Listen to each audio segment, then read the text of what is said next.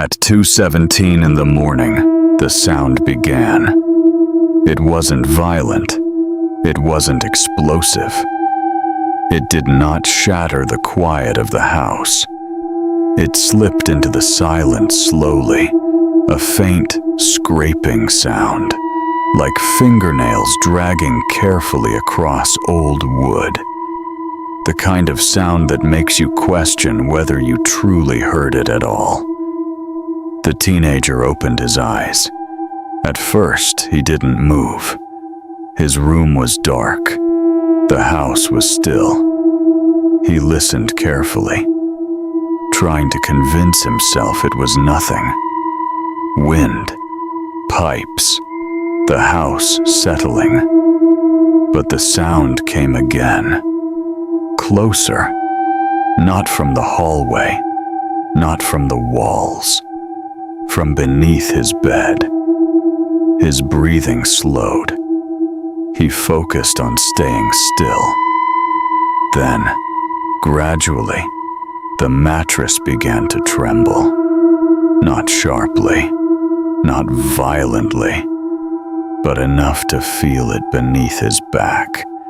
Enough to know it wasn't imagination.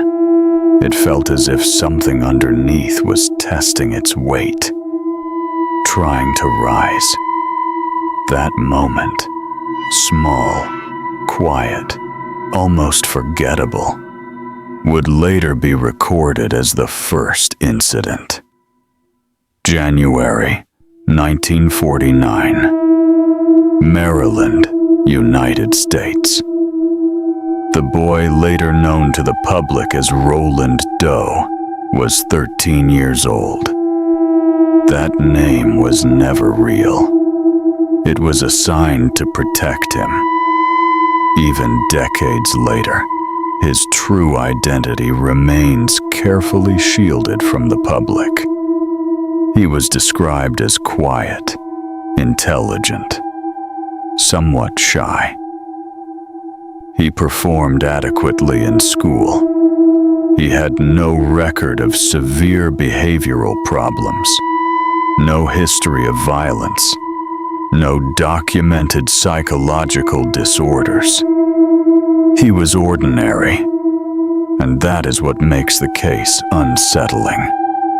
Weeks before the disturbances began, his aunt, a woman he was particularly close to, passed away unexpectedly.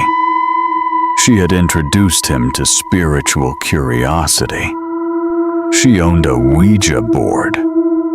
She spoke casually about contacting spirits.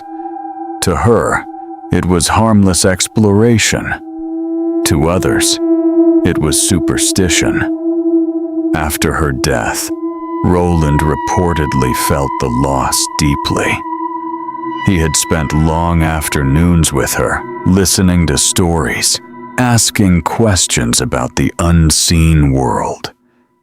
It was shortly after this period of grief that the house began to feel different. The first sounds were subtle. Soft knocks behind the walls, scratching noises at night, light footsteps that seemed too measured to be random. The family dismissed them at first. Old houses make sounds, heating systems shift, wood expands. But the timing became consistent, always near him, always in his presence. Soon, the disturbances were no longer confined to one room. They seemed to follow him downstairs, into the living room, even into the kitchen. One night, determined to disprove the growing fear, his mother stayed in his bedroom. At precisely 3 a.m., they both heard rhythmic knocking. Not under the floorboards, not against the walls, but inside the mattress itself. They froze. Neither spoke. The sound continued for nearly 30 seconds. The next day, The mattress was dismantled. Nothing was found. No hidden mechanism, no trapped animal, no structural defect. That same afternoon, a framed religious image hanging on the wall began to sway gently. No windows were open. No one touched it. It moved in slow, deliberate arcs, as if pushed by something unseen. Fear began to replace denial. The family removed the Ouija board from the house. They stored it away. They prayed together more frequently. They invited relatives to stay over, hoping additional presence might quiet whatever was happening. But the disturbances escalated. Bed sheets would slowly slide off the mattress while Roland lay awake. Chairs were occasionally discovered slightly displaced. Light objects would tilt or shift without explanation. Still, there was no dramatic chaos, no explosive violence, just persistence. Then came the marks. Faint red lines appearing across Roland's chest and arms. They were not deep wounds. They did not bleed significantly, but they formed in patterns that unsettled those who saw them. Some claimed to see words forming briefly before fading. Others believed that suggestion influenced what they thought they saw.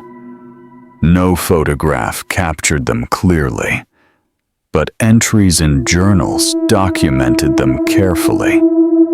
Doctors were consulted. Psychiatrists evaluated him. Some speculated stress-induced behavior. Others considered subconscious self-infliction.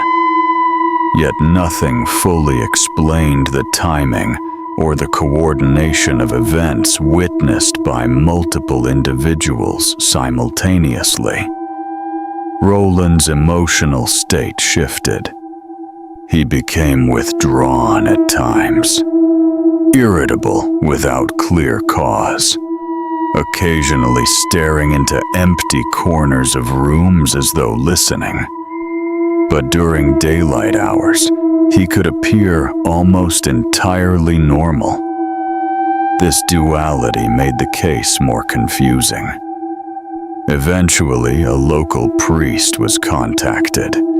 He did not arrive expecting possession. He arrived expecting exaggeration. He observed the boy during conversation.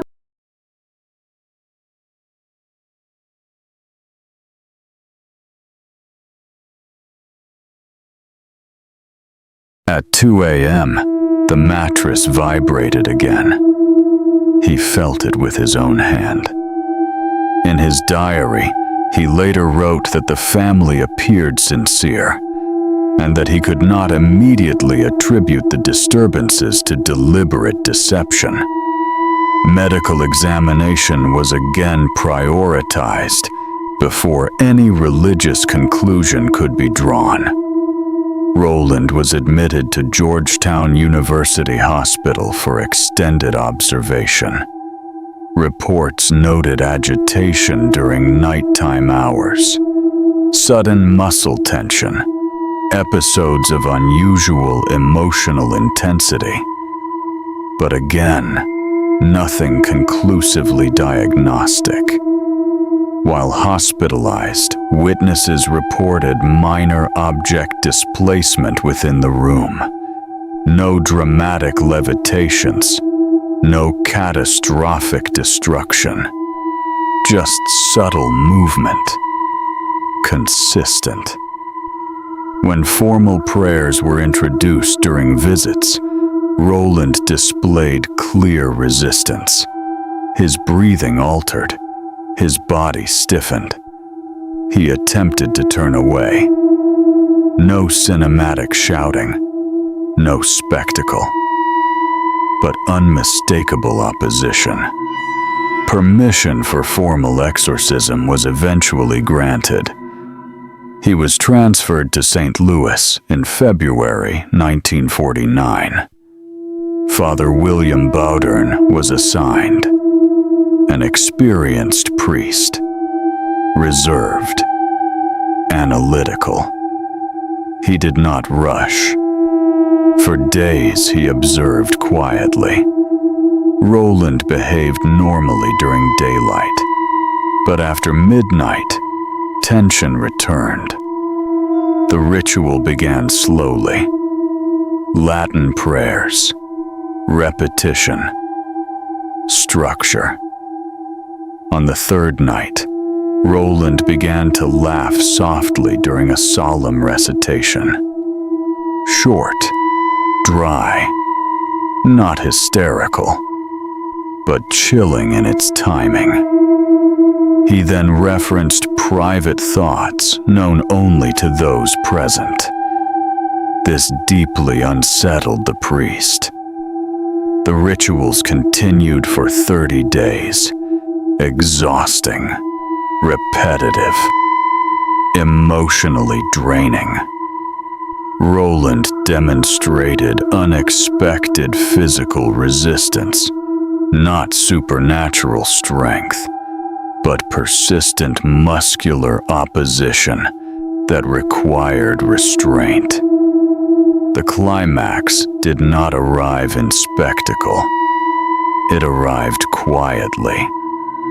During a final prayer, Roland's breathing grew uneven. His hands clenched tightly. He stated that something was weakening. Witnesses described the room feeling heavy. Then, suddenly, his body relaxed completely. The tension vanished. The disturbances stopped.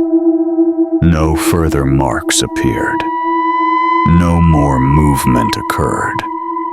Weeks later, he was discharged. The case was archived discreetly. No press coverage at the time. Years later, fragments reached writer William Peter Blatty, inspiring The Exorcist. But the real case remained far quieter, more restrained, more ambiguous. Roland lived the remainder of his life privately. He never sought publicity. He never corrected the film. He never told his story publicly. And that silence may be the most unsettling element of all. If nothing happened, why remain hidden? If it was all suggestion, why protect the identity so fiercely? Some mysteries scream for attention. Others fade into silence. This one faded, leaving behind only journals, witnesses, and questions that refuse to disappear. Some stories end with answers. This one ends with doubt. And sometimes, doubt